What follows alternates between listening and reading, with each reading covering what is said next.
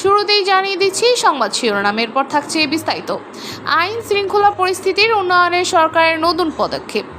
রমজানের বাজারের অস্থিতিশীল করলে কঠোর ব্যবস্থা নেবে সরকার। বিস্তারিত। ঢাকা সহ বাংলাদেশে আইন শৃঙ্খলা পরিস্থিতির উন্নয়নে সরকার এক গুচ্ছ গুরুত্বপূর্ণ পদক্ষেপ গ্রহণ করেছে। স্বরাষ্ট্র মন্ত্রণালয়ের পক্ষ থেকে এ সংক্রান্ত ঘোষণা দিয়ে জানানো হয়েছে, অপরাধ দমন ও নিরাপত্তা নিশ্চিত করতে নিয়মিত মনিটরিং করা হবে। সিদ্ধান্ত অনুযায়ী সন্ত্রাসী ও মাদক কারবারিদের ধরতে দেশজুড়ে বিশেষ অভিযান চালানো হচ্ছে। অপরাধ প্রবণ এলাকা বাড়ানো হয়েছে, টহল স্থাপনা হয়েছে চেকপোস্ট। পুলিশের পাশাপাশি যৌথ বাহিনী, সেনাবাহিনী, বিজিবি ও কোস্ট গার্ড সমন্বিতভাবে অভিযান চালাবে।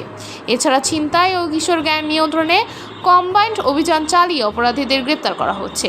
থানাভিত্তিক সন্ত্রাসীদের তালিকা হালনাগাদ করে আইন শৃঙ্খলা বাহিনীকে দ্রুত ব্যবস্থা নিতে বলা হয়েছে। গুজব ও অপপ্রচারের বিরুদ্ধে সচেতনতা বাড়াতে সরকার তথ্য প্রচারের উদ্যোগ নিয়েছে। পাশাপাশি নিরাপত্তা বাহিনীর মনোবল বৃদ্ধির জন্য প্রশিক্ষণ ও অবকাঠামোগত সুবিধা বাড়ানো হচ্ছে। জুলাই বিপ্লবের শহীদ পরিবারের মামলাগুলো বিশেষ নজরদারিতে রাখা হয়েছে, যাতে প্রকৃত অপরাধীদের আইনের আওতায় আনা হয়। আইন শৃঙ্খলা পরিস্থিতির উন্নয়নে এই কার্যক্রম কতটা সফল হবে তা এখন দেখার বিষয়। রমজানে বাজার অস্থিতিশীল করলে কঠোর ব্যবস্থা নেবে সরকার। বিস্তারিত। রমজানে বাজার অস্থিতিশীল করার চেষ্টা করলে কঠোর ব্যবস্থা নেওয়া হবে, এমন হুঁশিয়ারি দিয়েছেন স্বরাষ্ট্র উপদেষ্টা লেফটেন্যান্ট জেনারেল অব মোহাম্মদ জাহাঙ্গীর আলম চৌধুরী। রবিবার ২ মার্চ রাজধানী মিরপুরে public order management POM police lines পরিদর্শনের শেষে সাংবাদিকদের তিনি এই কথা বলেন। স্বরাষ্ট্র উপদেষ্টা জানান, সরকার বাজার পরিস্থিতির ওপর নজর রাখছে। সিন্ডিকেটের মাধ্যমে যদি কেউ পণ্যের দাম বাড়ানোর চেষ্টা করে তাদের বিরুদ্ধে কঠোর ব্যবস্থা নেওয়া হবে।